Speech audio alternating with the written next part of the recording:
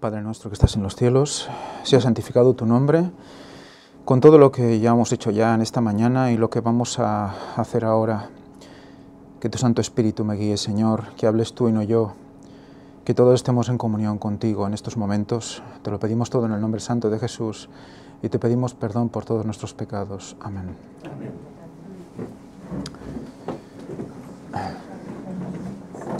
Muy bien, feliz sábado a todos. Vamos a proseguir con el tema que habíamos dejado ya hace unas semanas, el camino que hay de la primavera al otoño, para comprender un poco más todo el proceso, todo lo que sucedió, porque hablamos primero de primavera, luego de otoño, cómo el Señor ha ido presentando toda una serie de cosas para comprender que nunca lo sabemos todo, que siempre hay algo más que necesitamos saber para estar más cerca de Dios. Vamos a empezar simplemente recordando en el calendario los diferentes meses que corresponden a cada época del año, para cada estación del año, para tener una visión así más, digamos, práctica del calendario, porque a veces ves el calendario con todos esos nombres raros y no acabas de ver dónde se sitúa cada cosa. Vimos toda esta relación de fiestas con respecto a tabernáculos, vimos que todo estaba indicando tabernáculos, que había un camino que recorrer de primavera a tabernáculos. Los que queréis más detalles podéis ver las anteriores. Y ahora vamos a colocar en este calendario pues, los momentos que caracterizan a las diferentes siembras y siegas de cereales. En este caso los que más nos han interesado por todo lo que marcan con respecto al calendario y a las fiestas es la cebada. Pero aquí los he marcado en negro el mes en el que se solía sembrar, finales de octubre, principios de noviembre. ¿Esperando a qué? A las lluvias. Os recomiendo que para comprender mejor el culto de hoy, tengáis en cuenta el culto que se hizo la semana pasada por Lluís, porque realmente servirá para comprender muchas de las cosas también. La siega de la cebada, ¿cuándo se hacía? Pues justo después de presentar la gavilla mecida, la gavilla de las primicias, es cuando era permitido pues, segar el resto. Lo mismo pasa con la siega del trigo. Solo podía empezar después de haber presentado en Pentecostés las primicias del trigo. Entonces, aunque todo estuviera preparado, hasta que no estuviera hecha la ofrenda, a Dios primero, no podían recoger lo que les correspondía a ellos, ¿no? He marcado más o menos, ¿vale? Esto es más o menos porque evidentemente depende de cada año, pero más o menos estas son las épocas en las cuales se ejercía lo que se conoce puramente como la siega, que simplemente es cortar pues todas las espigas, los pies, ¿no? Que se llama de cada cereal. Y lo vemos en este versículo como habéis visto aquí como hay una pequeña, digamos, en el tiempo no se solapan las dos siegas, sino que primero está de la cebada y luego empieza la del trigo, y cuando acaba la una empieza la otra. Le respondió Moisés: tan pronto salga yo de la ciudad, extenderé mis manos a Jehová y los truenos cesarán y no habrá más granizo, para que sepas que de Jehová es la tierra. ¿Esto qué es? Es Moisés, ¿no? Cuando está la plaga del granizo y cuando le dice el faraón que la cese, ¿no? Pero yo sé que ni tú ni tus siervos temeréis todavía la presencia de Jehová Dios. El lino, pues, y la cebada fueron destrozados, porque la cebada estaba ya espigada. La palabra aquí es abib. Por lo tanto, sabemos en qué momento cayó ese granizo en las plagas. Abib, en plena primavera, en pleno momento cercano a la Pascua. Y el lino engaña. Mas el trigo y el centeno fueron destrozados porque eran tardíos.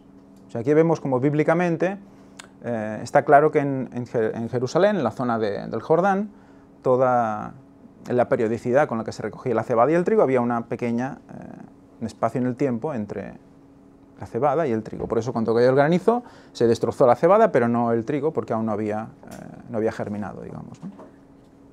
No había expuesto el grano aún. Vamos a concentrarnos en el trigo, tal y como dijimos la última vez. ¿Qué pasa con el trigo? Recordad que llegamos a esta conclusión El tú estaba en pregunta, hoy le he quitado los interrogantes porque vamos a comprender que somos cada una de estas espigas. Y vamos a ver qué significa ser espiga, porque realmente es sorprendente dónde vamos a llegar. Para empezar os voy a enseñar el Valle de Jezreel. El Valle de Jezreel es como lo que dice aquí de bread basket. No sé, los que saben un poco de inglés, ¿qué quiere decir bread basket? La cesta del pan, la despensa de Israel. Era el lugar donde la cosecha era más espectacular en ese valle, donde el trigo se recogía en mayores cantidades. Por eso es la despensa de pan de Israel. Hoy en día se siembran también pues, algodón y granjas y de todo ahí, ¿no? Pero esencialmente era trigo lo que se recogía de este valle. ¿Veis alguna ciudad que os suene en esta foto? Nazaret. Me gustan esos nombres que habéis dicho, los vamos a ver, pero Meguido, del valle de Meguido. El valle de Jezreel es el valle de Meguido. ¿De qué nos suena el valle de Meguido? Armagedón. Fijaros, estamos en este contexto, ¿vale? Es muy interesante, ¿eh? Somos cada espiga, estamos en el valle del Armagedón. ¿Qué pasa ahí? Bueno, este es el valle de Jezreel. ¿Le veis una forma especial al valle de Jezreel? Es pura curiosidad, ¿eh? No vamos a estirarnos mucho en esto, pero los que fuimos a ver a los valdenses... esto no tira... Ah, pues no salió lo que quería que saliera. Vale. Vale, no salió. ¿Qué vamos a hacer? Parece ser que no he probado esto. Lo que no pruebas no funciona. Si podéis ver esa forma que tiene el valle, aparte que parece un triángulo, si lo seguís en la zona verde, parece como una especie de pajarito, con las alas abiertas, ¿no? Con la cabeza girada incluso. Bueno, es muy interesante porque justo en este valle, que tiene forma pues como triangular, tenemos que en la ladera de su montaña hay una ciudad llamada Nazaret, que casualmente está ahí, que está al norte de este valle. ¿Y Nazaret qué pasó en Nazaret?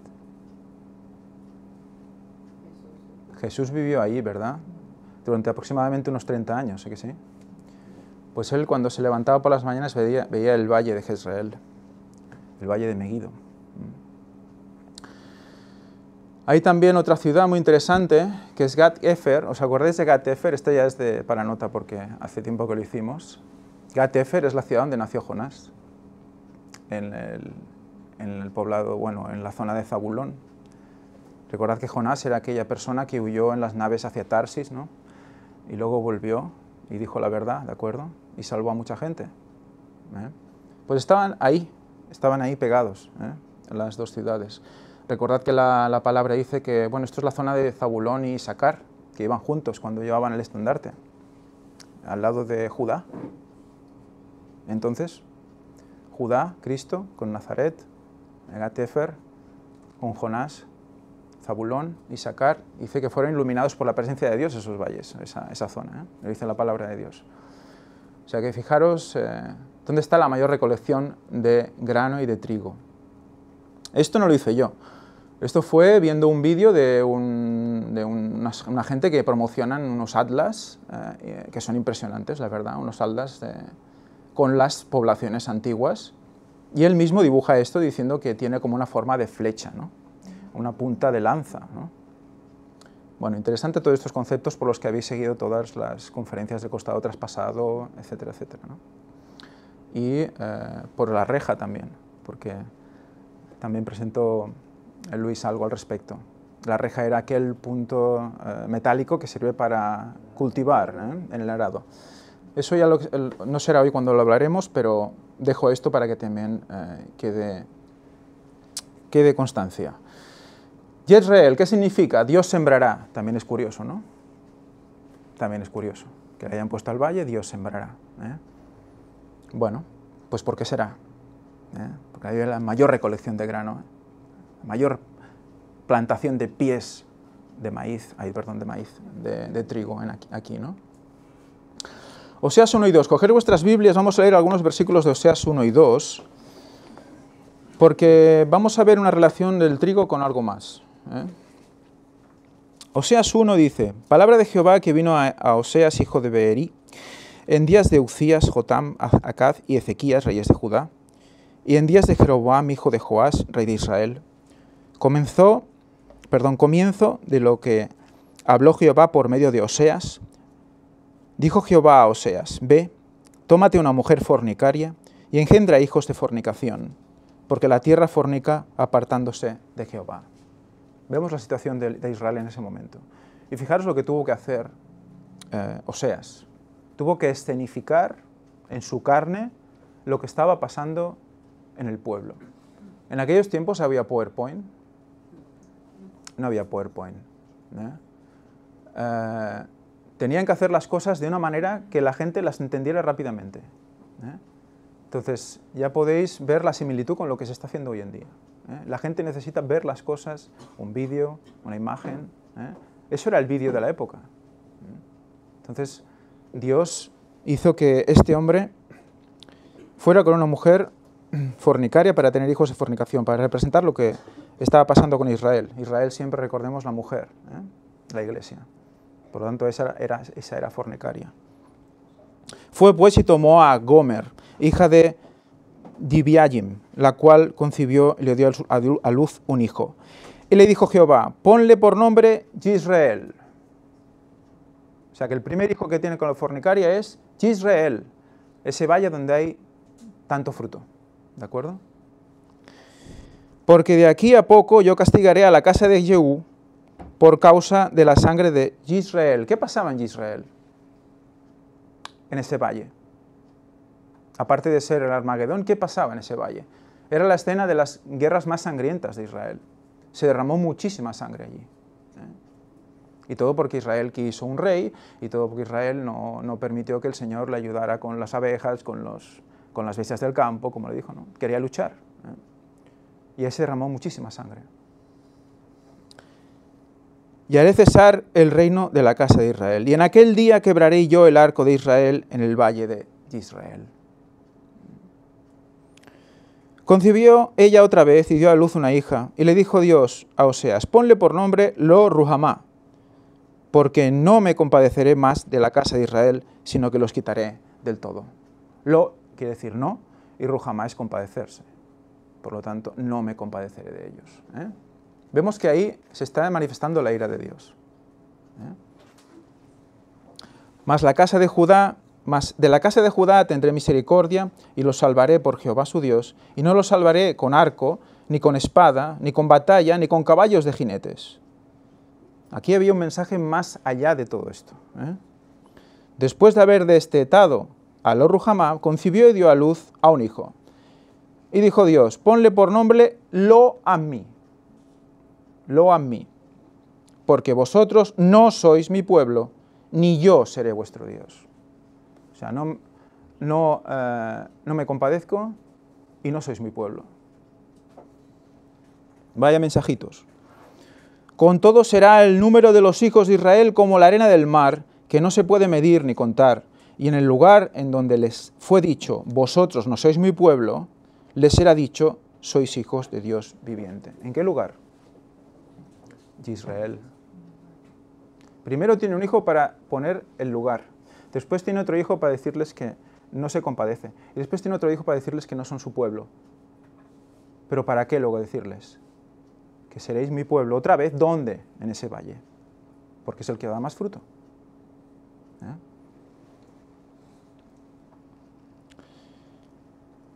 Y se congregarán los hijos de Judá y de Israel, y nombrarán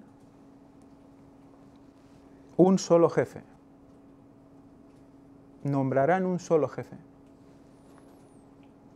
Y subirán de la tierra, porque el día de Israel será grande. ¿Quién nombra al jefe?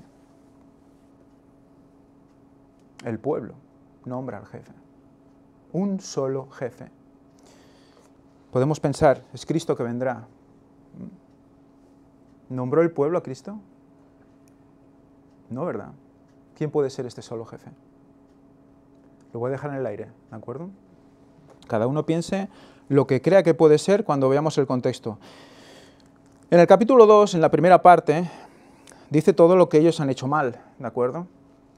Me gustaría resaltar el 2.4 y dice, y no tendré compasión de sus hijos porque son hijos de prostitución. ¿Qué quiere decir prostitución? Pues que se fueron con la mujer que no era, ¿verdad? El pueblo de Israel se prostituyó, y los hijos que eran hijos de prostitución. El 8. Pues ella no reconoció que yo le daba el trigo, el vino y el aceite. Fijaros, el trigo, el vino y el aceite. Está uniendo ya una serie de cosechas, de frutos, que ya tienen un concepto interesante. El trigo ya no es la cebada, es el trigo, es más adelante en el tiempo. Hemos visto que a finales del verano, a principios del verano se acaba la cosecha del trigo. Vemos que va más allá, luego lo veremos. El vino, que se recoge en septiembre, a principios de septiembre, antes de la fiesta de tabernáculos, y el aceite, que es la misma época. Está uniendo esas dos cosas. El trigo, que está representado por Pentecostés, como recordáis, esa primicia, y el vino y el aceite. Dos épocas, Pentecostés, tabernáculos, finales de primavera, principios de otoño. Os digo esto porque luego el Enagüe nos va a aclarar muchas cosas al respecto. Y que le multipliqué la plata y el oro que ellos usaban para Baal. O sea, lo que yo les di, lo usaban para Baal, para ofrendar a Baal. ¿Quién es Baal? El demonio, eran los dioses de ellos, ¿no? Los falsos dioses. ¿Y Baal qué significa? Mi señor. Y marido. ¿Sí? Mi señor y marido. Si buscáis Baal, tiene derivaciones de marido. Por lo tanto, se habían casado con otro marido, no con el marido que Dios era. Y luego veremos por qué lo dice todo esto más adelante. Por tanto, yo volveré, y este versículo es realmente importante, y desde este vamos a descifrar muchas cosas.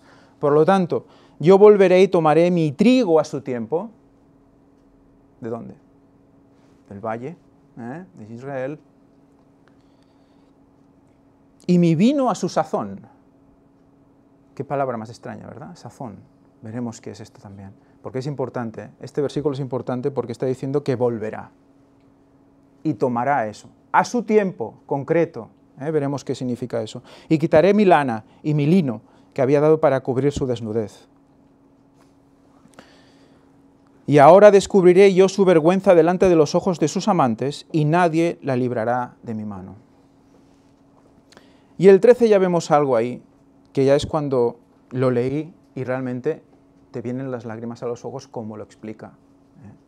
Porque dice, y la castigaré por los días en que incensaba a los Baales y se adornaba con sus pendientes y sus joyas y se iba tras sus amantes y se olvidaba de mí, dice Jehová.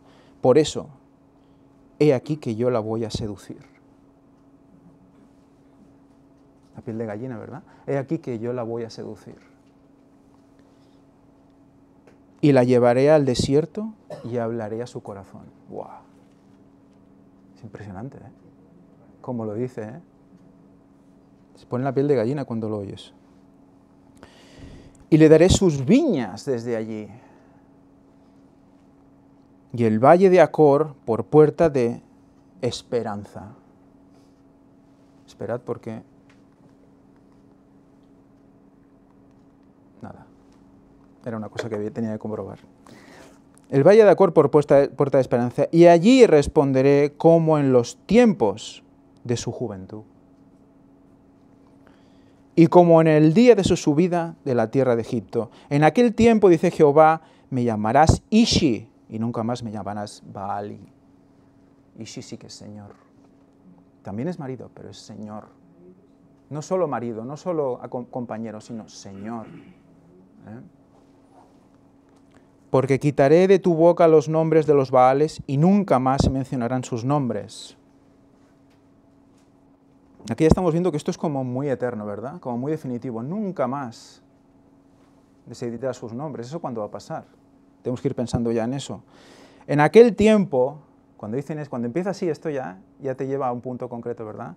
En aquel tiempo haré en favor de ellos un pacto con las bestias del campo, con las aves del cielo y con los reptiles de la tierra, y quebraré arco y espada y guerra fuera de la tierra, y haré que reposen seguros.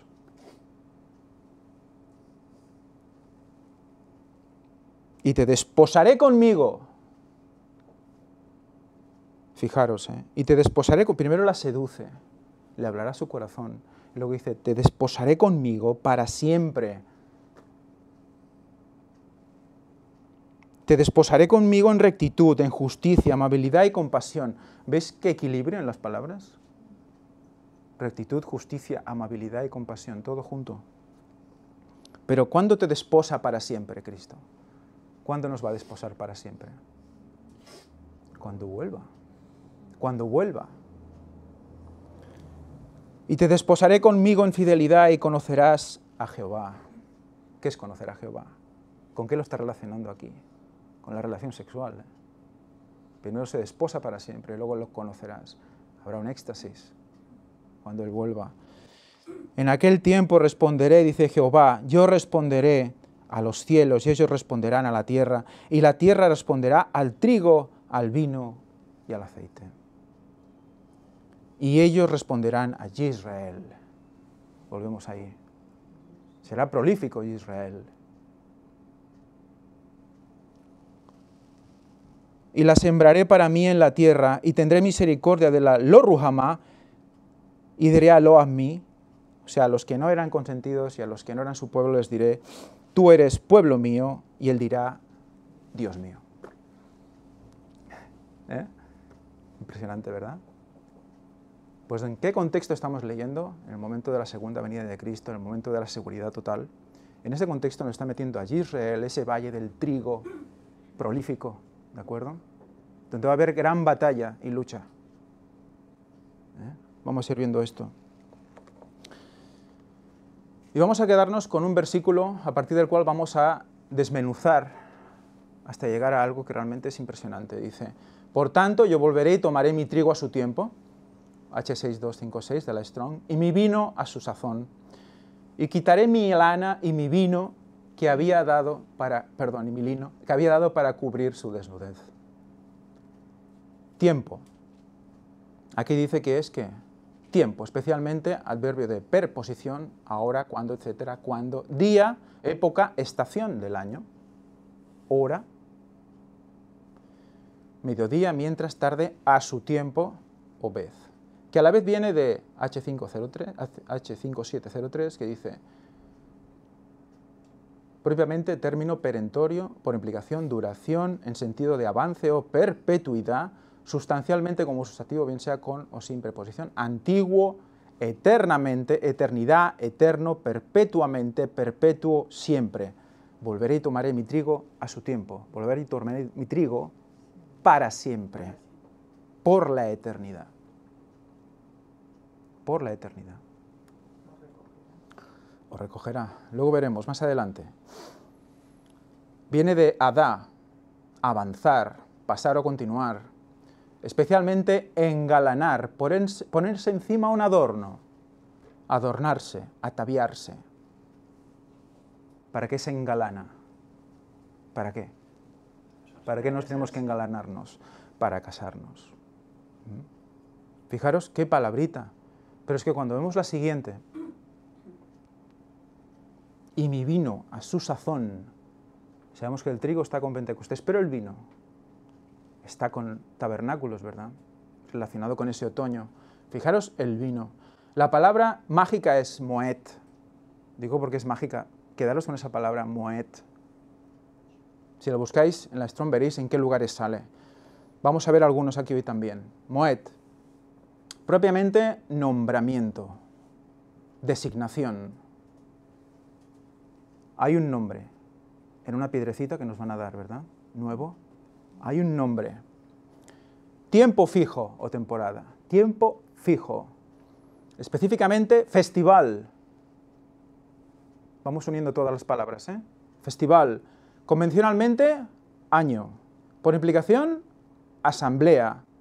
Debido a que se reúne por un propósito. algo hace que nos reunamos. Técnicamente, congregación, por lo tanto, iglesia. Por extensión, lugar de reunión. ¿Recordáis algo que se llamara algo parecido en el Antiguo Testamento? Un lugar de reunión, luego lo veremos. También señal, por ser determinada de antemano. O sea, de antemano hay una señal previa para ese momento concreto. Recordad, señalar, la palabra que era señalar era safar, que era la raíz de sefarat.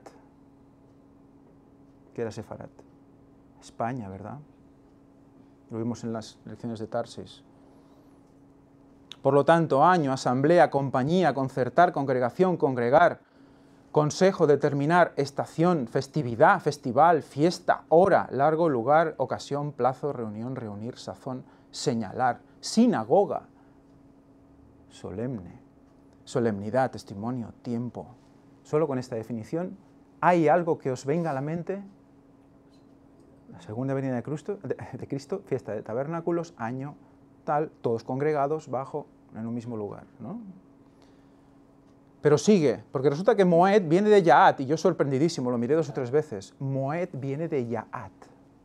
Resulta que Yaat está incrustada dentro de Moed. Si veis las letras en hebreo, que está debajo del H3259, está incrustada en H4150, ¿lo veis? Sí. Son las 3 letras del final, el final está hacia la izquierda. Está incrustada. Raíz primaria dice, fijar sobre, por acuerdo o nombramiento. Sobre algo fijamos algo, que es una señal. Por implicación, cumplir en un tiempo establecido. Ni antes ni después. Cumplir en un tiempo establecido. Citar a juicio. Citar a juicio. Dirigir en una cierta posición. Comprometerse en matrimonio. Más pruebas no podemos tener, creo, Acuerdo, congregar, convenir, declarar, emplazar, encontrar esposa. ¿Dios está buscando esposa? ¿Jesús está buscando una esposa?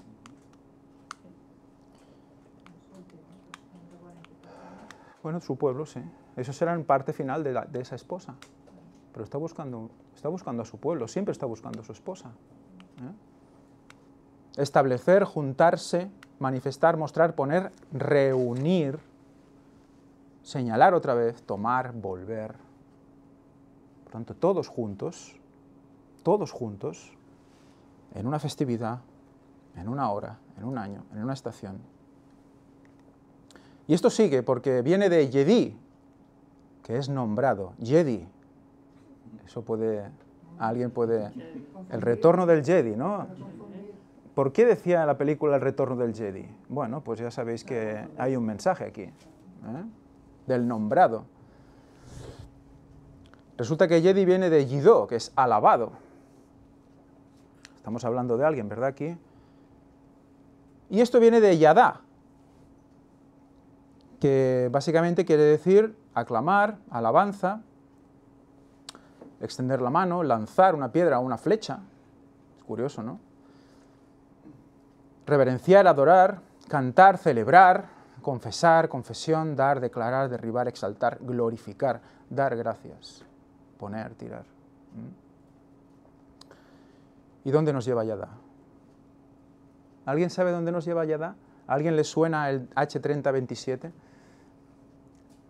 Ya sé que es mucho pedir, pero el H3027 tienes que tenerlo siempre ya en la mente. H3027 es Yat. Y aquí es ya cuando realmente te quedas parado, ¿no? Yo me quedé, sí. Yat, ¿qué es? En Habacuc 3.4, recordad la historia, en Habacuc 3.4 dice que en su costado traspasado está el escondedero de su poder. Lo dice eso en la palabra de Dios española, no lo dice así.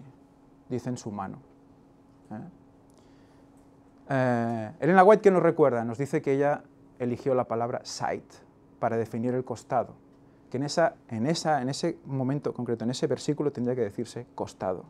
Y en el costado traspasado de Jesús está el escondedero de su poder. De ahí fluían, ¿qué? Rayos, ¿no? Y su sangre, claro. Veremos que rayos brillantes también tendrá un significado. Hoy no lo veremos, pero... Mano. Vamos a leer todos los significados, ¿de acuerdo? Lo digo para recordar un poco, ¿no? Leeremos primero todos y luego los rojos. Ancho, anchuroso, bajo, bastante, brazo, cargo, compañía, conducto, consagrar, costa, cuidado, dedo, deuda, dirección, disposición, dominio, orden, eje, espiga, frontera, fuerza, garra, generosidad, hecho, homenaje, jurar, laboriosa, lado, llaga, lugar, mando, mano, mejor, moldura, monumento, ordenamiento, orilla, parte. Todo esto lo estuvimos analizando en las conferencias del costado traspasado, ribera, rotura, senda, servicio, sobaco, soberbia, someter, territorio, vez, zurdo. Vamos a leer solo las rojas. A ver a qué nos lleva. Bajo el brazo del lado hay una llaga, una rotura en el sobaco zurdo. ¿De acuerdo? Solo con la palabra ya nos dice dónde estaba el costado traspasado. Pero hay una... También analizaremos esto otro día. Hoy por encima. Entonces, está claro que esa espiga eres tú. Pero un tú especial, no cualquier tú, el del Valle de Israel. Ese pueblo que no era pueblo y luego fue pueblo, para siempre.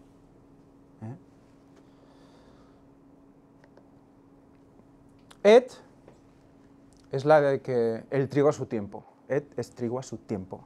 Y moed es vino en su sazón. ¿De acuerdo? Si ponemos... Aquí tenemos el significado de todas las palabras que hemos puesto en rojo, pues estación, eternamente, perpetuamente, engalanar, moed, nombramiento, tiempo fijo o temporada, festival, año, asamblea. Vamos a verlo todo junto. Estación, eternamente, perpetuamente, engalanar, nombramiento, tiempo fijo, temporada, festival, año, asamblea, congregación, lugar de reunión, señal, fijar sobre, solemne, comprometerse en matrimonio, encontrar esposa, reunir, volver, alabado, glorificar, costado traspasado de Jesús y su llaga. Porque se lo he puesto así porque no podía poner todas las palabras juntas otra vez. Espiga. Es el resumen de las conferencias del gran engaño y del cuarto ángel. Dirigido a una fiesta concreta, a un festival concreto, a un año concreto, donde ya el Señor nos va a recoger por la eternidad. Texto sobre Moed, para que veáis cómo en las diferentes maneras de explicar nos dice un tiempo concreto. Vamos a ir, por ejemplo, a la segunda, que dice, mas yo estableceré mi pacto con Isaac, el que Sara te dará a luz por este tiempo, el año que viene. O sea, el año que viene, en este tiempo, tendrás un bebé. Más adelante, Génesis 18:14. ¿Hay para Dios alguna cosa difícil? Al tiempo señalado volveré a ti. Esa palabra está en muchísimos sitios. Jehová fijó plazo, diciendo, Moed. Moed es un plazo fijo, un tiempo señalado, un tiempo que tiene un fin concreto, no es aproximado. Porque el fin está fijado, Daniel 8:19. Fijaros qué palabra utiliza para tiempos y la mitad de un tiempo. Eso lo sabemos de muchos, ¿verdad? Muchas veces lo hemos leído, pero resulta que esa palabra es Moed. Impresionante, ¿no?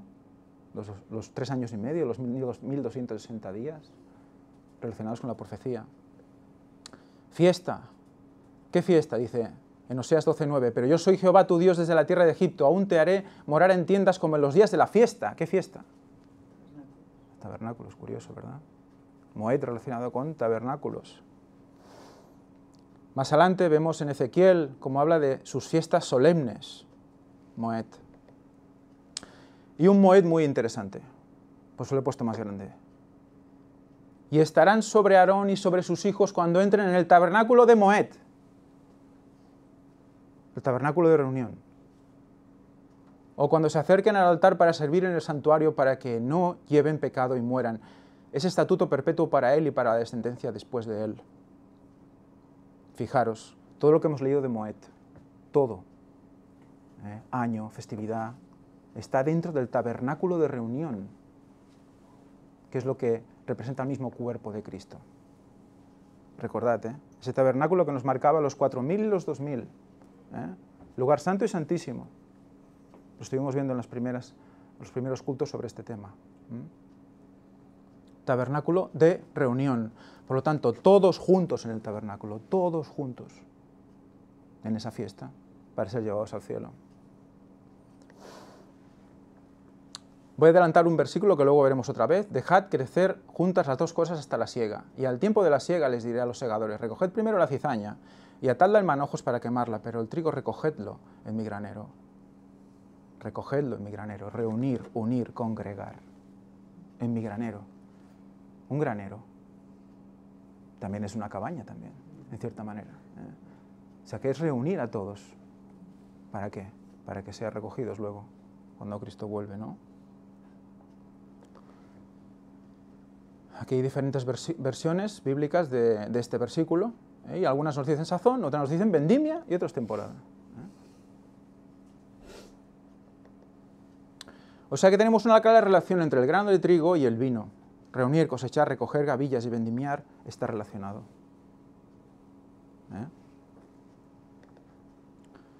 Y ahora vamos a ver la cita de Ellen White, que nos confirma todo esto. Dice, 50 días después de la ofrenda de las primicias venía la fiesta de Pentecostés, recordemos, la que se ofrecía como primicia del trigo. También llamada fiesta de la mies o de las semanas, como expresión de gratitud por el cereal que servía de alimento. Se ofrecían al Señor 2 panes cocidos con levadura. La fiesta duraba un solo día que se dedicaba al culto. Y más adelante nos dice esto. Ella misma nos lo relaciona. La fiesta de las cabañas no era solo una conmemoración, sino también un tipo o figura. No solamente señalaba algo pasado, la permanencia en el desierto, sino que además, como la fiesta de la mies, ¿cuál es la fiesta de la mies? Pentecostés, la hemos visto antes, definida por ella, celebraba la recolección de los frutos de la tierra y apuntaba hacia algo futuro, el gran día de la siega final. Por lo tanto, la fiesta de la mies es como una representación de lo que ha de pasar al final. Es como una ampliación, una lupa, que nos va a enseñar detalles de algo que va a pasar al final. Y están relacionados tanto la fiesta de la mies como el gran día de la siega, como tabernáculos, que aquí es la fiesta de las cabañas, ¿de acuerdo? Están relacionados. O sea, Pentecostés no es solo, está relacionado con la fiesta de tabernáculos. O sea, que todo apunta a tabernáculos. Cuando el Señor de la mies mandará a sus segadores a recoger la cizaña en manojos destinados al fuego y a juntar el trigo en su granero. Entonces empezamos a pensar, entonces, ¿cuándo es la siega? ¿La siega es en tabernáculos? ¿Es en Pentecostés? ¿Es cuando Cristo viene? ¿Es antes de que Cristo venga? Porque no viene en verano. ¿Veis dónde está la historia? ¿Dónde empieza y dónde acaba la siega? ¿Cuándo empieza la siega? Eso es lo que tenemos que tener en cuenta. ¿Cuándo empieza la siega? Ser que nos pille desprevenidos.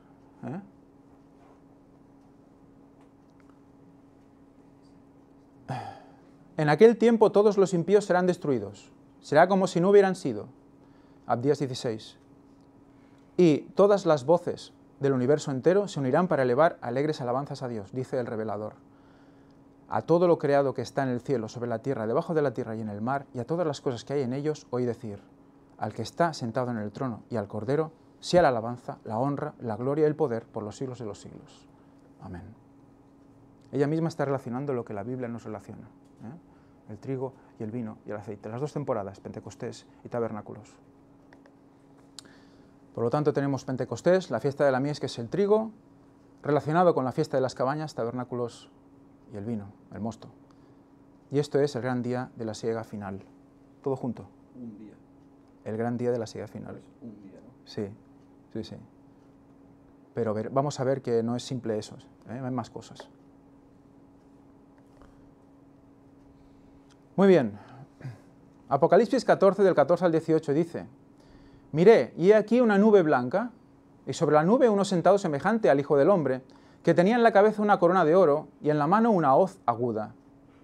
Y del templo salió otro ángel clamando a gran voz al que estaba sentado sobre la nube, mete tu hoz y siega, porque la hora de segar ha llegado, pues la mies de la tierra está madura. Y el que estaba sentado sobre la nube metió su hoz en la tierra, y la tierra fue segada. Salió otro ángel del templo, que está en el cielo, teniendo también una hoz aguda. Y salió del altar otro ángel, que tenía poder sobre el fuego, y llamó a gran voz al que tenía la hoz aguda, diciendo, mete tu hoz aguda, y vendimia los racimos de la tierra, porque sus uvas están maduras. En aquel tiempo arrojó su hoz en la tierra y vendimió la viña de la tierra y echó las uvas en el gran lagar del furor de Dios. Y fue pisado el lagar fuera de la ciudad, y del lagar salió sangre hasta los frenos de los caballos por una distancia de 1600 estadios. Fijaros, vimos la connotación del mosto como algo especial, donde Cristo volvería a reunirse con nosotros y lo beberíamos nuevo con Él. Pero hay otra connotación para el vino, para el mosto, y es esta: el hecho de que será la sangre derramada de todos aquellos que no serán cegados por Cristo. ¿Veis cómo hay una relación entre el trigo y la sangre y el vino, las uvas que son pisadas en el lagar de la ira de Dios, los impíos, si Dios quiere? Fijaros lo interesante. Siempre se relacionan las dos cosas, el trigo y el vino. Pentecostés, tabernáculos. ¿Por qué? Eso vamos a ver. Entonces tenemos la siega del trigo enfrentada ¿qué? Al fuego, que son uvas maduras, vendimia, el lagar del furor de la ira de Dios. Las dos cosas. ¿Por qué? Espero que aguantéis hasta el final. Miré, y he aquí una nube blanca, y sobre la nube uno sentado semejante al Hijo del Hombre. Esto lo hemos leído antes. Entonces, ¿quién es el que ciega? Cristo. Cristo ciega, ¿no? Luego veremos que envía a sus ángeles, pero en esencia es Él quien ciega. ¿Cuándo ciega? Eso es lo interesante. ¿Cuándo ciega? ¿Cuándo empieza? Claro, ¿cuándo empieza a cegar? ¿En tabernáculo ciega? Entonces, ¿no es el fin del mundo? Vamos a ver. Sigue, dice: yo a la verdad os bautizo en agua para arrepentimiento, pero el que viene detrás de mí, cuyo calzado yo no soy digno de llevar, es más poderoso que yo. Él os bautizará en el Espíritu Santo y fuego. ¿Quién dijo esto? Juan el Bautista. Segundo Elías. Su bieldo es una herramienta, te gustará esta parte, Sí. Su bieldo está en su mano y limpiará con esmero su era. Recogerá su trigo en el granero. Recordad, miraros, el trigo en el granero. No dice cebada. También hay que tener en cuenta eso, Son dos cosas, detalles interesantes, Trigo en el granero. Y quemará la paja con fuego inextinguible. ¿La paja es la cizaña? No, ¿verdad? ¿La paja qué es? Lo que sobra. Lo que sobra. Entonces al fuego no va solo la cizaña, sino lo que sobra de nosotros. Lo que no vale. Es el fuego de la prueba. Muy bien. Entonces hay una siega y hay una recolección del trigo en el granero. O sea que eso también tiene que pasar. Si no, no nos vamos con él. No es solo siega, hay más cosas. Granero, Ligori acaba de enviarnos algo. Coge micro, porfa.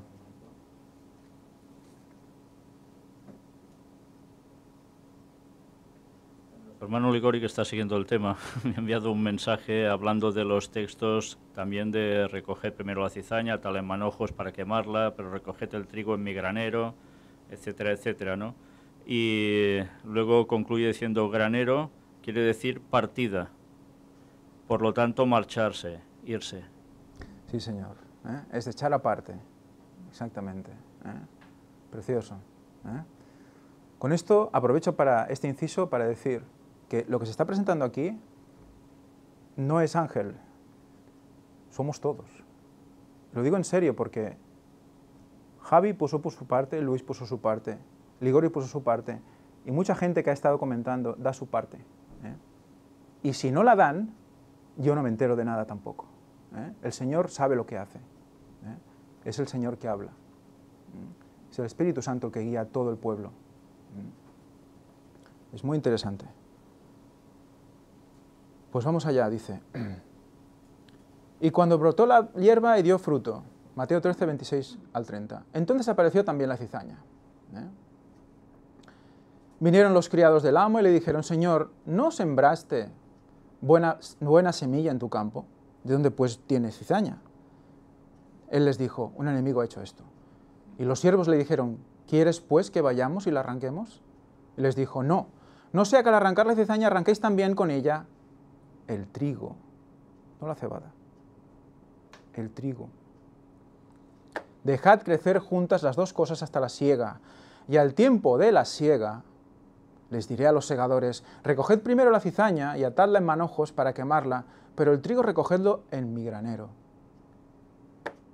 aparte, para partir, en el tabernáculo, para partir. Más adelante hace una aclaración de lo que es cada cosa Jesús, y quedémonos cómo explica las cosas, porque cada detalle es realmente impresionante. Entonces Jesús dejó marchar a la gente y se fue a casa. Acercándose a él, sus discípulos le dijeron, explícanos la parábola de la cizaña, del campo. Él respondió y les dijo, el que siembra la buena semilla es el Hijo del Hombre. El campo es el mundo. La buena semilla de trigo son los hijos del reino. Y la cizaña son los hijos del maligno. El enemigo que la sembró es el diablo, y la siega es el fin del mundo. Entonces, ¿el fin del mundo es en primavera? Hemos dicho que se empezaba a segar en primavera, ¿no? Ah, ¿qué está pasando aquí? Bueno, ahora lo iremos viendo. Y los segadores son los ángeles. Así pues, como se recoge la cizaña y se quema en el fuego, así será en el fin del mundo. Fijaros que ahora pone primero que se quema primero la cizaña y luego se recoge el trigo. Antes hemos visto que primero recogía el trigo y luego pisaba las uvas. O sea, hay un orden que no tiene por qué ser un orden concreto, parece que todo pasa más o menos en ese momento, ¿no? Pero fijaros qué interesante. El fin del mundo. Enviará el Hijo del Hombre a sus ángeles, y recogerán de su reino todo lo que sirve de tropiezo y a los que hacen iniquidad, y los echarán en el horno de fuego. Así será el llanto y el crujir de dientes. Entonces los justos resplandecerán como el sol en el reino de su Padre. El que tiene oídos para oír, oiga. ¿Cuándo es la siega del trigo? ¿El fin del mundo? Sigamos, hay más cosas. Dijo también el Señor, Simón, Simón, he aquí que Satanás te ha solicitado para zarandearos como a trigo. Como a trigo, no como a cebada. Luis, ¿la cebada se zarandea? Bueno, el cereal... ¿Tenéis micro? Pasad el micro, porfa, porque prefiero que lo explique él.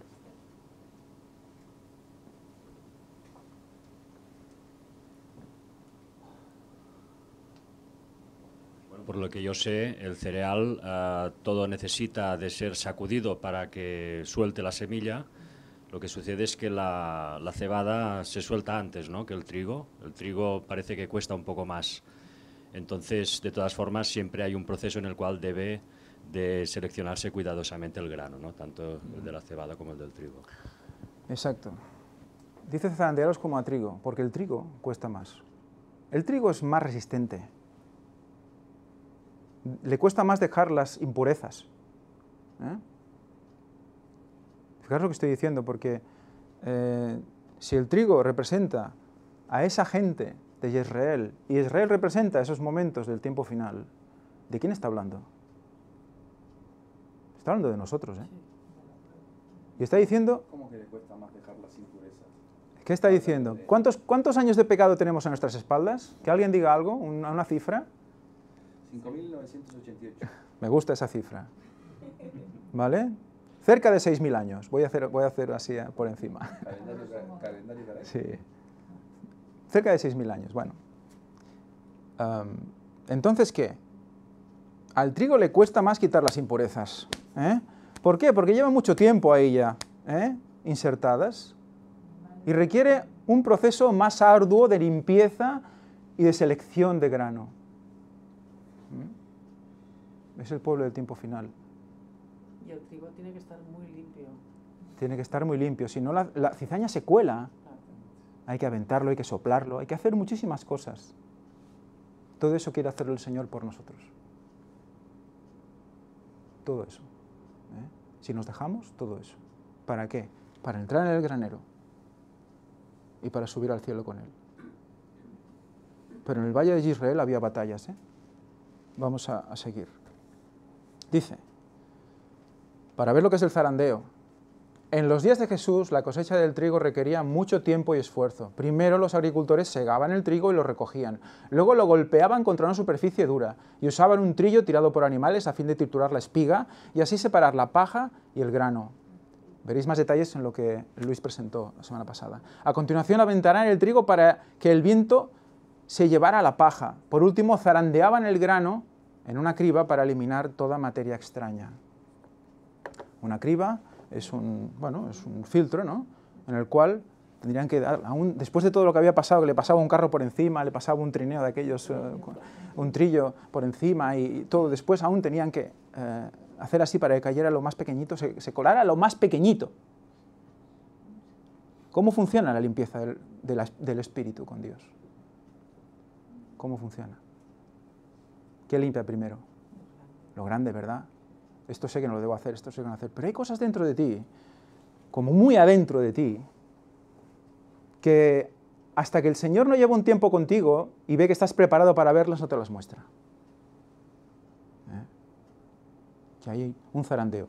Pero ese zarandeo está relacionado también con el sábado, está relacionado también con la inmortalidad del alma, está relacionado con la verdad presente. ¿Qué prejuicios tienes ahí? ¿Qué prejuicios tienes ahí que no bajan, que no caen por ese filtro? Y todas las pruebas que tienes que pasar. Pues ese zarandeo son esas pruebas. ¿De acuerdo? Toda materia extraña, no hay nada, tenemos que ser puros para entrar ahí, ¿no? ¿Cuándo es el zarandeo del trigo? Bueno, vamos allá. De cierto os digo que si el grano de trigo no cae en la tierra y muere, queda solo, pero si muere, lleva mucho fruto. Qué raro. ¿Qué es esto? ¿Ahora de qué está hablando? Morir al yo. Morir al yo. El que ama su vida la perderá, y el que aborrece su vida en este mundo la guardará para vida eterna. Si mueres al yo, vivirás para vida eterna.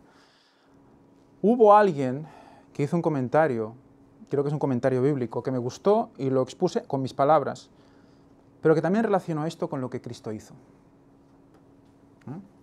Lo he explicado así: cuando la espiga muere y caen los granos al suelo, estos germinan y dan lugar a mucho fruto. Los que no son recogidos son resembrados. Cada grano dará lugar a una espiga con muchos granos en su interior. Así el Señor comparaba su propia muerte con la caída y la futura germinación del grano con su resurrección. Gracias a la muerte de una espiga, a la muerte de un hombre, que no era solo hombre, ¿qué hace? Muchos viven. Así también compara la caída del grano con perder la vida mundanal en su muerte por amor por Él. Y compara la germinación del grano muerto con el resurgir y nuestra resurrección en la eternidad. Si tú deseas producir fruto, tienes que morir como el grano de trigo. Aquí, Él mismo se compara con un grano de trigo. O sea, el Señor mismo, ¿se rebajó o no se rebajó al humanizarse? Se hizo espiga, Se hizo espiga. O sea que hay una enseñanza muy importante. Más adelante, ¿entonces qué? Vamos al texto clave, ¿no? ¿El texto clave cuál es? Pasó la siega, terminó el verano y nosotros no hemos sido salvos. Pero la siega es en primavera. Pasó el verano y no hemos sido salvos. ¿Cuándo acabó la siega? ¿Cuándo empezó la siega? Vamos a verlo. ¿Cuándo empieza la siega? Incluida la cebada, porque también tienen derecho a salvarse. Pascua. ¿Cuándo acaba la siega? ¿Cuándo acabas de cortar? Cuando acabas de filtrar todo, de pulir. Hay todo un trabajo, ¿verdad? Cortas, trillas, aventas, zarandeas y luego lo metes en el granero. Y luego a divertirse. ¿Cuándo empieza el proceso? Pascua. ¿Cuándo acaba? Final de septiembre, mitad de septiembre. Antes de la fiesta de tabernáculos, aproximadamente. Porque luego aquí no hemos puesto la recolección de la uva y el aceite, que sería más abajo, ¿no? Pero ¿cuándo acaba todo? O sea, ¿cuándo empieza la siega. ¿Cuándo acaba todo el proceso?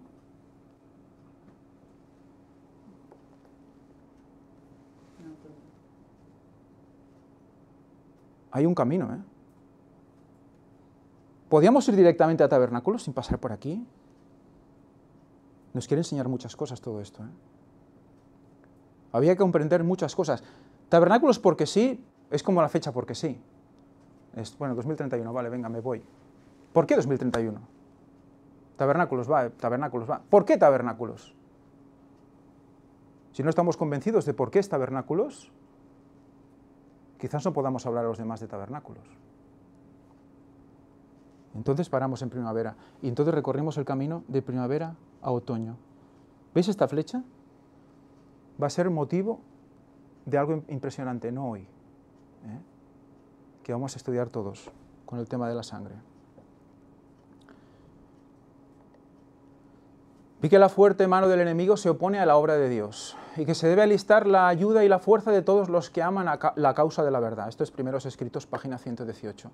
Ellos debieran manifestar gran interés por sostener las manos de los que defienden la verdad,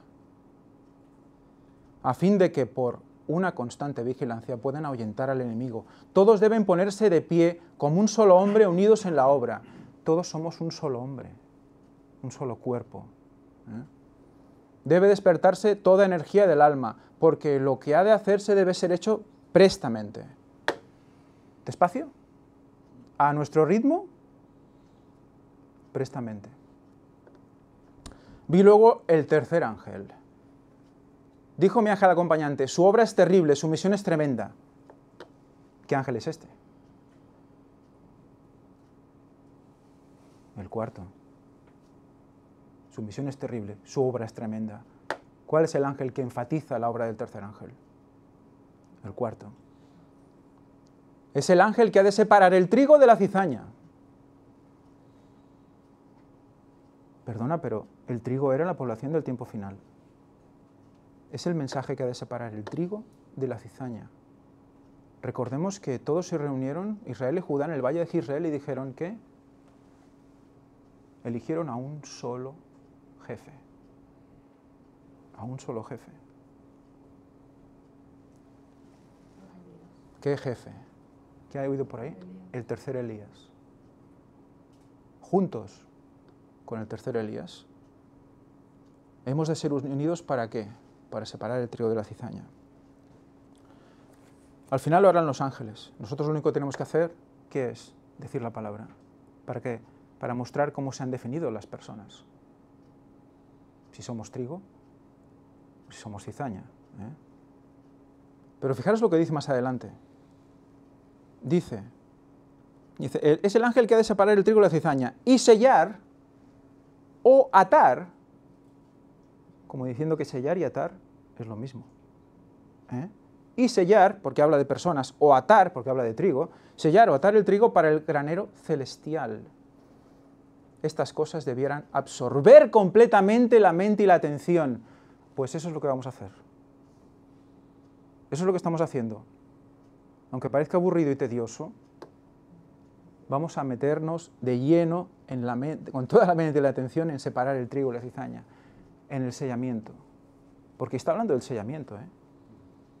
Cuando explicabas, Luis, que todos cogían el grano, o sea, los pies, ¿no? del trigo, los cogían en el brazado y eran la brazada, y esa brazada es la medida para luego los ataban y los guardaban, los metían en el caballo o en el camello, el bulo, lo que tenían, ¿no? Y así lo transportaban. Eso es sellar. Por lo tanto, hay una siega, pero ese momento de cortar es sellar. No es específicamente cuando Cristo viene. Es antes. Es antes. ¿Veis cómo va el tema, más o menos? Por eso, Pentecostés está antes de tabernáculos, pero hace tanta referencia a tabernáculos. Porque ya empieza ahí. Ya empezó antes. Pero para el del tiempo final, empieza ahí. Los de la cebada ya tuvieron su historia antes. Eso también lo veremos.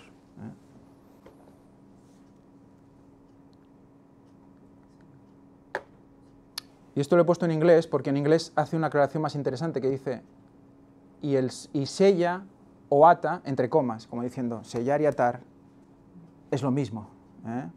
Sellar y atar es lo mismo. Por lo tanto, sellar es atar el trigo en brazadas. Sellar es atar el trigo en brazadas. Por lo tanto, es el sellamiento. Hay un sellamiento. ¿Cuándo acaba el sellamiento? ¿Cuándo acaba el sellamiento? ¿Cuándo acaba? ¿Recordáis cuándo acaba el sellamiento? Antes de las plagas. Sí, final del tiempo de gracia. Cuando acaba el tiempo de gracia, cuando empiezan las plagas, ahí se acaba el sellamiento, para todo el mundo.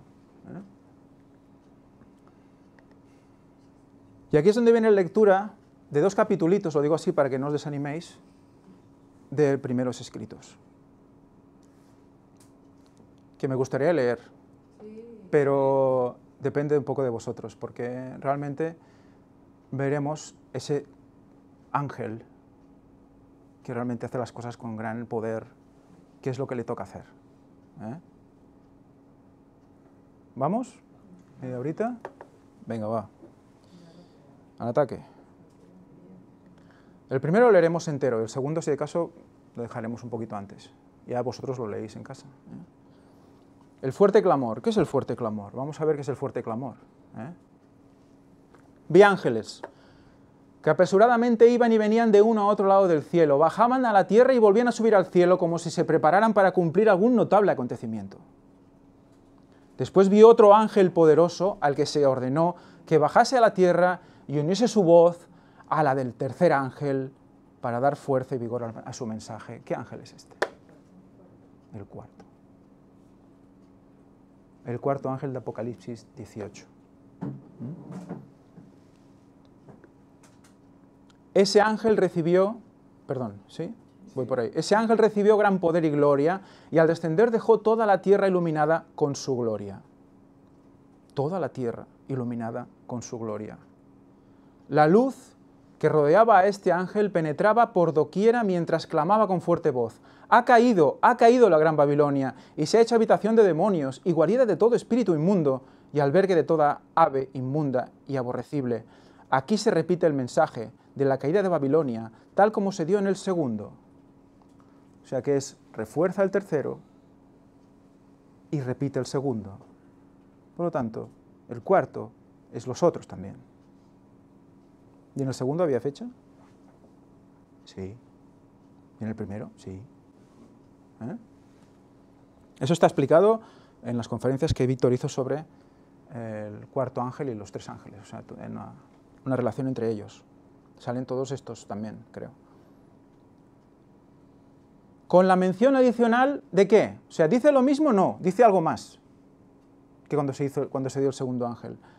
Dice que sí, que se han corrompido las iglesias, pero ¿qué más dice? Con la mención adicional de las corrupciones introducidas en las iglesias desde 1844. ¿Qué más ha pasado desde entonces? Apostasía, ¿verdad? La obra de este ángel comienza a tiempo para unirse a la última magna obra del mensaje del tercer ángel, cuando éste se intensifica hasta ser un fuerte pregón. O sea que hay un proceso en el cual va aumentando el poder de este ángel. No se puede parar. Así se prepara el pueblo de Dios para afrontar la hora de la tentación que muy luego ha de asaltarle. Vi que sobre los fieles reposaba una luz vivísima y que se unían para proclamar sin temor el mensaje del tercer ángel. Recordar el mensaje del sábado. Y todo lo que implica el sábado ahora, con el poder especial del cuarto ángel. ¿Qué implica el sábado? No solo sábado, séptimo milenio, venida de Cristo, matrimonio, todas esas cosas. Otros ángeles fueron enviados desde el cielo en ayuda del potente ángel, o sea que, fijaros, el poder es magno, o sea, aparte del cuarto ángel que da más poder, más ángeles para ayudar a este ángel, porque el trabajo es arduo. ¿Alguien duda que no se podrá hacer? Y oí voces que por doquier resonaban diciendo: salid de ella, pueblo mío, para que no seáis partícipes de sus pecados, ni recibáis parte de sus plagas, porque sus pecados han llegado hasta el cielo, y Dios se ha acordado de sus maldades. Es Apocalipsis 18. Este mensaje parecía ser un complemento del tercer ángel, pues se le unía como el clamor de medianoche se añadió en 1844 al mensaje del segundo ángel. Se repite la historia. Eso es fecha. Se repite la historia. ¿Qué clamaban? ¿Cuál era el clamor de medianoche? 22 de octubre de 1844. 22 de octubre de 1844. Ese era el clamor de medianoche. Y que dice que se repetirá, ¿no? Con fuerza. Y no vamos a decir eso, vamos a decir otra cosa. Si se repetirá. Entonces, la gloria de Dios reposaba sobre los pacientes y expectantes santos, quienes valerosamente daban la postrera y solemne amonestación, proclamando la caída de Babilonia y exhortando al pueblo a que de ella saliese para escapar de su terrible condenación. Condenación es cizaña. Condenación es cizaña. Porque hemos visto que estaba situado en el momento final. ¿Quieres ser trigo o quieres ser cizaña? Eso es lo que está diciendo el mensaje. La luz derramada sobre los fieles penetraba por doquiera. Los que en las iglesias tenían alguna luz y no habían oído ni rechazado los 3 mensajes, no habían oído ni rechazado los 3 mensajes, obedecieron la exhortación y abandonaron las iglesias caídas. Fijaros, gente que era adventista o era seguidora de ese movimiento milerita, no había escuchado nada, y cuando escuchó ¿qué? El cuarto. Cuando escucha el cuarto, ¿qué va a hacer? Va a empezar a buscar. ¿Qué dice? Abandonaron las iglesias caídas. Obedecieron la exhortación. Muchos habían entrado en edad de razón y responsabilidad desde la proclamación de los mensajes. Habían crecido. Y la luz brilló sobre ellos, deparándoles el privilegio de escoger entre la vida o la muerte, o trigo o cizaña.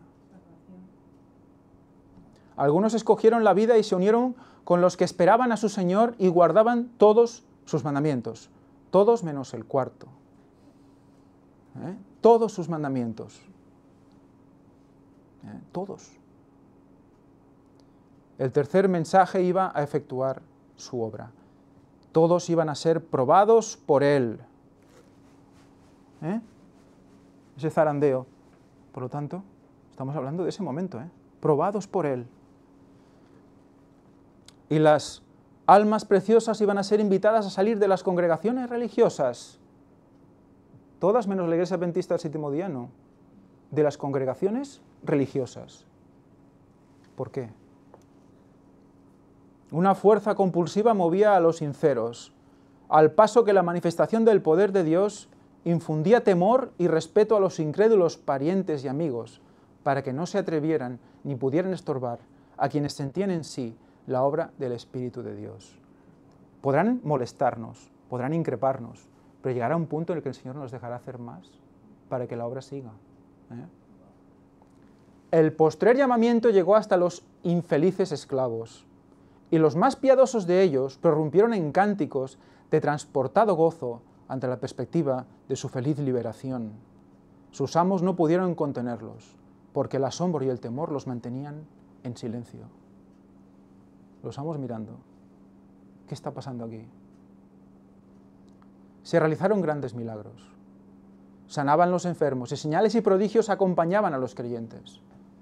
Dios colaboraba con la obra. Está hablando en pasado, pero es el futuro, Lo está viendo hecho ya, Eso es lo que hará el cuarto ángel.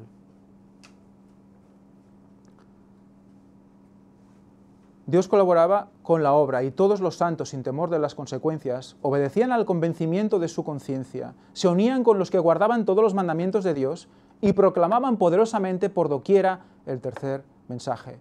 Vi que este mensaje terminaría con fuerza y vigor muy superiores al clamor de medianoche.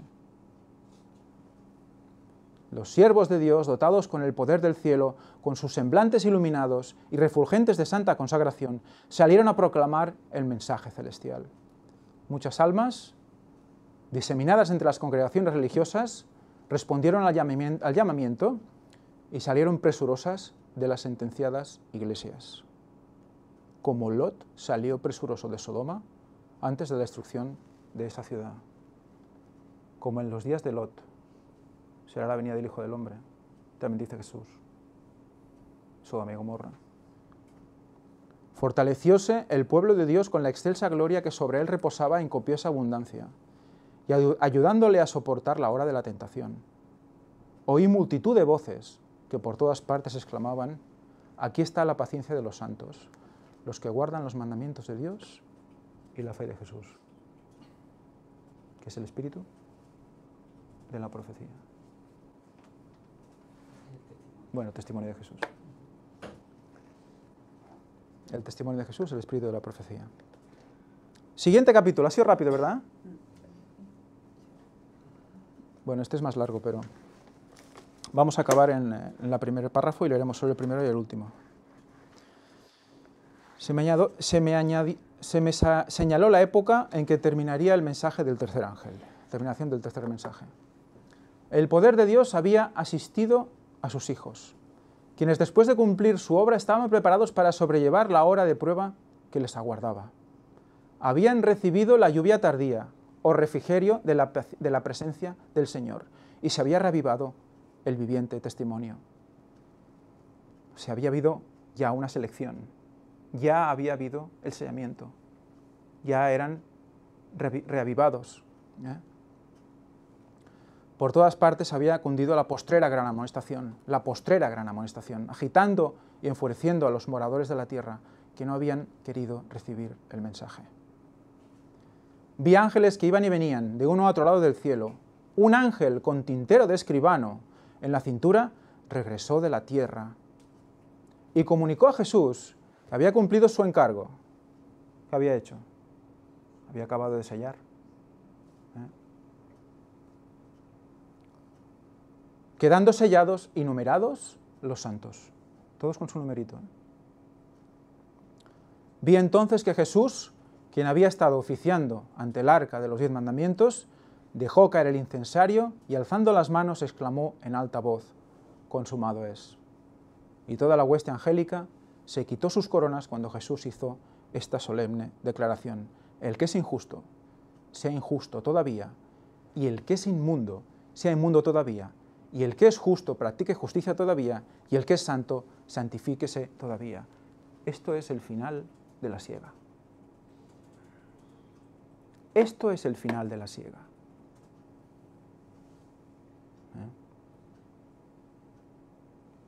Por lo tanto, ¿ha empezado la siega? ¿Ha empezado la siega? ¿Hay gotas de lluvia tardía? ¿El cuarto ángel está funcionando? ¿Se está diciendo un mensaje de amonestación al mundo? Pues ya ha empezado la siega. Eso es lo fuerte. Eso es lo que nos tiene que dejar. Por eso dice Elena White, tiene que ser, dice que motivo de estudio, que nuestra mente tiene que estar constantemente, no sé cómo lo dice exactamente, pero el concepto es que constantemente nuestra mente debe estar pensando en esto. ¿Por qué? Porque estamos en el momento de la siega. Y muchos ya han sido segados. Buah. ¿Con qué tiene que ver esto? ¿Con qué juicio tiene que ver esto? Porque es un juicio que se ha dado, es un juicio que se ha determinado. ¿Qué juicio es este? ¿Recordáis cuándo se da este juicio? ¿Estamos siendo juzgados ahora? ¿Recordáis? Es el juicio investigador, ¿verdad? Empezó en 1844. Empezó por los muertos. ¿Y luego qué? Los vivos. Estamos ahí, ¿eh? ¿Veis cómo Pentecostés y el trigo es una lupa, una ampliación, un detalle, pero ampliado, de lo que son los tiempos del día de la expiación? Desde 1844 hasta ahora, los tiempos finales. Es una lupa que nos da el Señor para ver detalles, para comprender cómo hay que prepararse para ese momento. La siega ha empezado. Por eso es tan impactante, ¿eh? Ya nos vamos a toro pasado, digamos, ¿eh?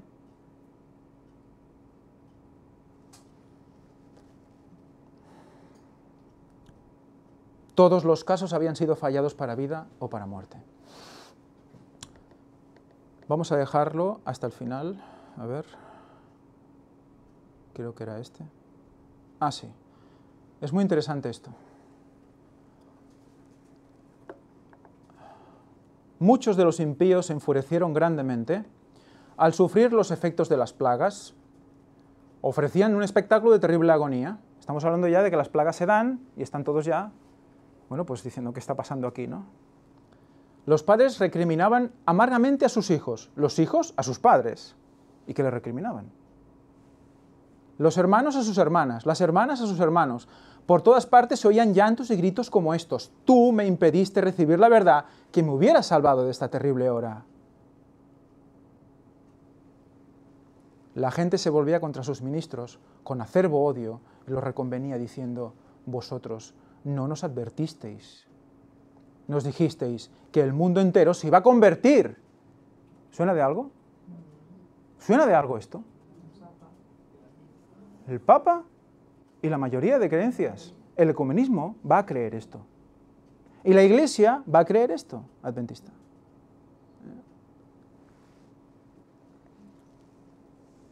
El mundo entero se va a convertir y clamasteis, paz, paz, para disipar nuestros temores. Demostraremos, si Dios quiere, y os recomiendo leer Jeremías 8. Jeremías 8. Veréis que hay acepciones al tiempo final, al momento de su venida, y los que negaban eso, ¿qué decían? Está escrito, ¿eh? Paz, paz, de ahí está sacado esta expresión también. Paz, paz. Y no había paz. O sea, ¿cuál es el mensaje para ir contra el mensaje de la fecha de la segunda venida de Cristo? Paz, paz. No alteres a la gente. Paz, paz. Para disipar nuestros temores. Nada nos enseñasteis acerca de esta hora. ¡Fua! ¿Qué está diciendo? Que nadie les explicó que iba a pasar eso en ese momento concreto. Está hablando de un tiempo. No me dijisteis nada de esta hora. De esto que estamos viviendo ahora, en este momento concreto. No me dijisteis nada. O sea, que no les dijeron que en 2031 tabernáculos venía Cristo. Si lo hubieran dicho o lo hubieran proclamado como para que se lo creyeran, entonces la gente hubiera estado más pendiente, ¿no? Evidentemente tenemos trabajo personal cada uno y no debemos guiarnos de los ministros. ¿Por qué? Por esto. Porque si vamos como ovejitas, como borregos, dicen, ¿no? Detrás del pastorcillo que no sabe dónde va, pues caemos todos por el precipicio, ¿eh? Nada nos enseñasteis acerca de esta hora, y a los que nos precavían contra ella, los tildabais de fanáticos y malignos que querían arruinarnos.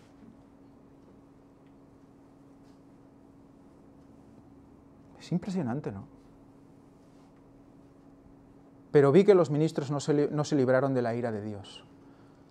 De hecho, veremos que serán de los primeros. Lo analizaremos, serán de los primeros. Sus sufrimientos eran 10 veces mayores que los de sus feligreses. Mensaje a los ministros. Espabilemos. Todos.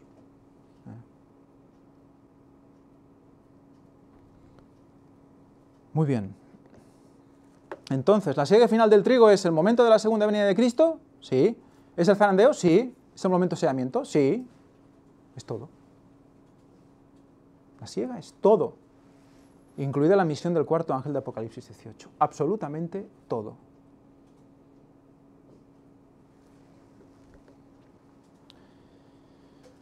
Y recuerdo este versículo. Y se congregarán los hijos de Judá y de Israel y nombrarán a un solo jefe y subirán de la tierra porque el día de Israel será grande. Será grande. Resumen. ¿De acuerdo? Todo es. Ese proceso de primavera a otoño es la siega. Ese proceso de primavera a otoño es el fin del mundo. Por eso había que leerlo en esa dirección. 6 meses. O sea que ahora es el día escondido de otoño. Hablamos. Luego hablamos si quieres. 6 meses. Ese proceso es el tiempo del fin. Y del trigo hasta el final será el fin del tiempo del fin. Porque está más cerca del fin, ¿verdad?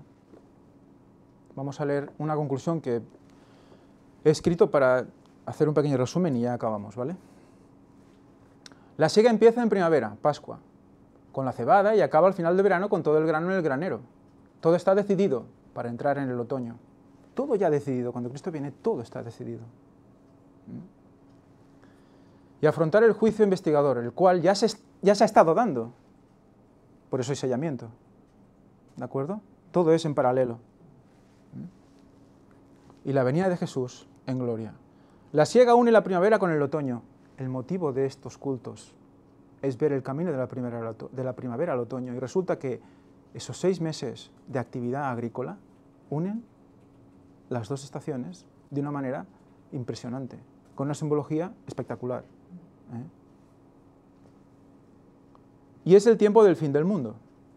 Era necesario parar en primavera para llegar al otoño. Todos debemos recorrer ese camino y ser la espiga que da mucho fruto, que también es el grano, para el Señor. Solo daremos ese fruto si estamos bañados por su sangre expiatoria, la que salió de su costado, escondedero de su poder.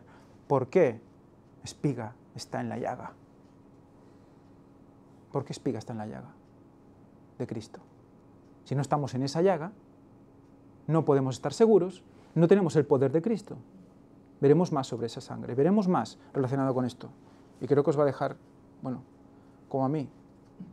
La gran siega final corresponde a la mayor siega de todas. Recordad que la del trigo era la mayor de todas, ¿eh? Era más grande que la de la cebada. ¿Por qué? La cebada no crece en cualquier sitio, ¿eh? Oh, perdón, crece en cualquier sitio, pero necesita... soporta más la sequía, digamos, ¿no? Entonces, los lugares donde crece son más ariscos y entonces no hay una gran producción, es como más concreta. En cambio, el trigo, si encuentra un lugar como el Valle de Jezreel, pues hay grandes producciones, ¿no? O sea que la gente del trigo tiene más problemas para perder su inmundicia, pero tiene un valle más regado que la gente de la cebada. Hay lluvia temprana y tardía, hay dos. La gente del final tiene las dos. Sabemos muchas más cosas y hemos visto más cumplimientos que la gente del principio. ¿De acuerdo? Ellos vieron a Cristo, pero nosotros hemos visto todo el resto de profecías. ¿Qué excusa tenemos?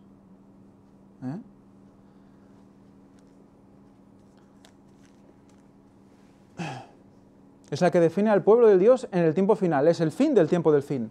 Nuestros días, donde además los 144.000 serán sellados. Es una de las cosas que dice, creo que estos capítulos que no acabo de leer completamente. Ahora es cuando se sellarán los 144.000 también.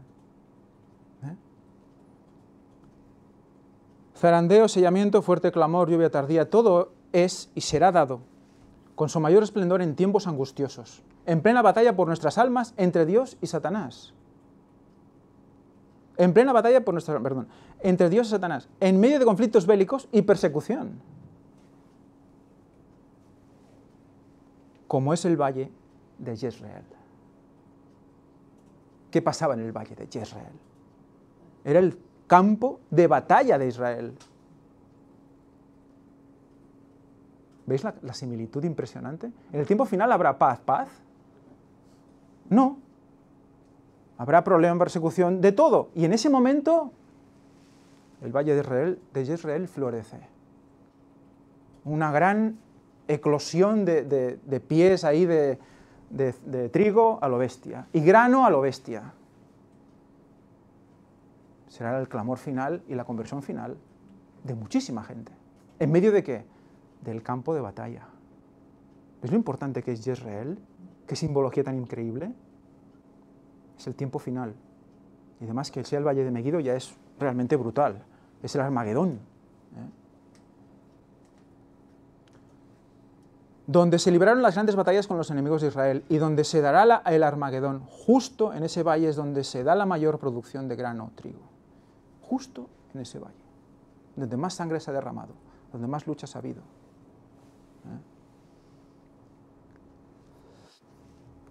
Muy bien, pues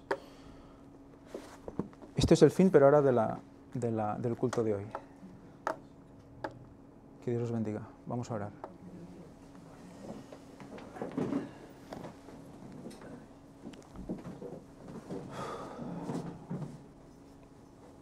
Padre nuestro que estás en los cielos, sea santificado tu santo y precioso nombre con todo esto que hemos presentado. Es nuestra misión. Queremos que todo el mundo comprenda lo que tú quieres darnos, lo que nos quieres explicar. Queremos darlo a los demás como esperanza y también como amonestación para la Iglesia, que vea que estamos en el momento de la siega, que tenemos que espabilar, que nos queda muy poco tiempo y que la obra es mucha, pero sabemos que debe ser presta, debe ser rápida. Ayúdanos a tomar la dirección correcta, porque solo tú la sabes. Tenemos muchos problemas personales, muchos problemas también seguro como grupo, pero todo esto lo vamos a solventar, Señor, porque si esto es lo que parece que es, si esto es el cuarto ángel, Señor, si esto es el mensaje que ha de llegar al final, nada lo va a impedir. Ayúdanos a orar por todos nosotros y por todas las personas que tienen que recibirlo. Te pedimos todo esto en el nombre santo de Jesús. Y te pedimos perdón, Señor. Perdón por nuestros pecados y tonterías.